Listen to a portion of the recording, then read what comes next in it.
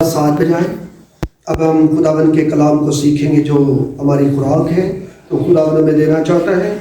اور آج کے اس بابرکت دن کے لیے ہم خدا کی شکرگزاری کرتے ہیں جو اس نے آج ہمیں یہ بابرکت دن دیا ہے.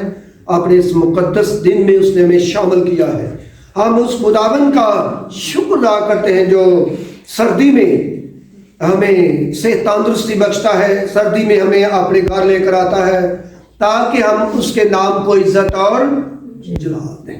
ہم اس کے گھر میں کیوں آتے ہیں؟ اس کے نام کو عزت اور جلال دینے کے لیے. آواز تھوڑی دھیمی دھیمی سے نکلتی ہے، آواز زیادہ نکلتی نہیں ہے نا. تو ہم جب خداوند کے گھر میں آتے ہیں ایکٹیویٹی خداوند چاہتا ہے، سستی لاپرواہی نہیں چاہتا. تو آج میں جب وزٹ کر گیا سیر کے لیے تو دیکھتے ہیں کہ جب ہم سردی کو زیادہ محسوس کریں گے زیادہ سردی لگے گی. جب ہم اپنے آپ کو ایکٹیو رکھیں گے تو سردی ہمیں نہیں زیادہ لگے گی. تو زیادہ سردی اس وقت لگتی ہے جب ہم سردی کو محسوس کرتے ہیں. تو ہمیں خداوند میں جب ہم چلتے ہیں تو خداوند اپنے کلام کی آنکھ سے ہر وقت ہمیں کیا رکھتا ہے؟ سرگرم رکھتا ہے. خدا کے کلام کی جو گرمی ہے وہ ہر طرح کی ٹھنڈ سے ہمیں کیا رکھتی ہے؟ محفوظ رکھتی ہے. تو ہمیں ہر وقت سرگرم رہنا ہے خداوند میں. تو خداوند کے کلام کو سیکھیں گے لوکا رسول کی انجیل میں سے. لوکا رسول کی انجیل اور اس کا دوسرا باب اور اس کی 51 آیت. لوکا رسول کی لکھی گئی انجیل اور اس کا دوسرا باب اور اس کی 51 آیت کو پڑھیں گے. یوں لکھا ہے خدا کے کلام میں،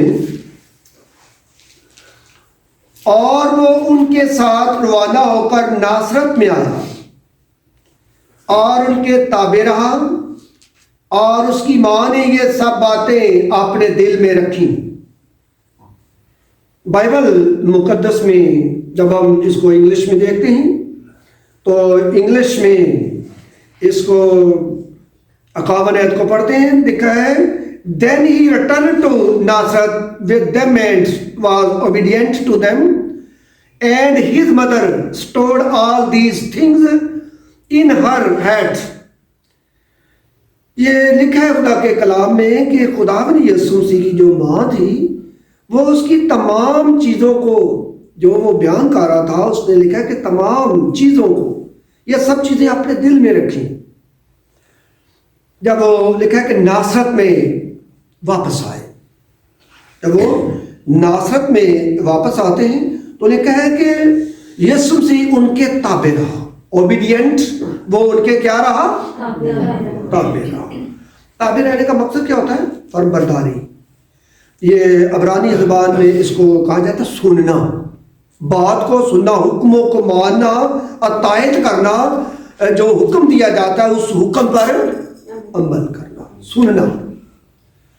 جب ہم خدا کے کلام کو سنتے ہیں، اس پر عمل کرتے ہیں تو ہم خداوند کی تابعداری میں چلتے ہیں. لکھا ہے کہ یسوع مسیح کیا رہا؟ ان کے تابع رہا. تابعداری کی اس نے اپنے ماں باپ کی، اپنی مرضی نہیں چلائی. جسمانی طور پر بھی روحانی طور پر بھی یسوع مسیح لکھا ہے کہ تابع رہا. تابعداری جب ہم کرتے ہیں تو خداوند وہ مالک ہم سے خوش ہوتا ہے جب ہم تابعداری کرتے ہیں. جب ہم تابعداری نہیں کرتے، کوئی بھی نوکر ہے کسی جگہ پر، کوئی بچہ ہے کسی جگہ پر کام سیکھتا ہے، تابعداری نہیں کرتا تو اس کی شکایت وہ مالک جو کام سکھانے والا کوئی ٹیچر ہے وہ اس کے ماں باپ کو اس کی کیا کرے گا؟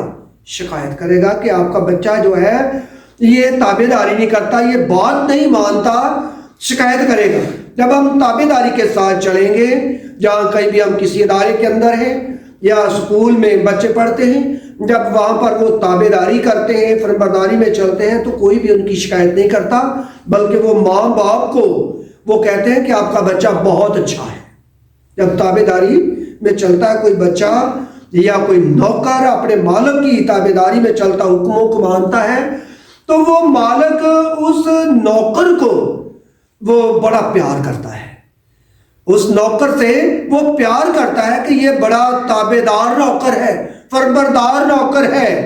تو وہ اس نوکر کے ساتھ اتنا پیار اتنی محبت کرتا. بعض اوقات جو مالک ہوتے ہیں وہ اپنے نوکروں کو ساتھ بٹھا کر کھانا کھلاتے ہیں کہ آپ میرے ساتھ بیٹھ کر کیا کر کھانا کھا. تو بہت تابع دار نوکر ہے.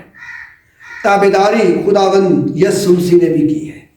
تو وہ تابع داری کا سبق دیتا ہمیں کہ ہمیں روحانی طور پر جسمانی طور پر ہم اپنے ماں باپ کے تابع رہیں, فرمانبرداری میں رہیں, اس کے حکموں کو مانیں, اور روحانی طور پر ہم اپنے باپ کی مرضی کو پورا کریں.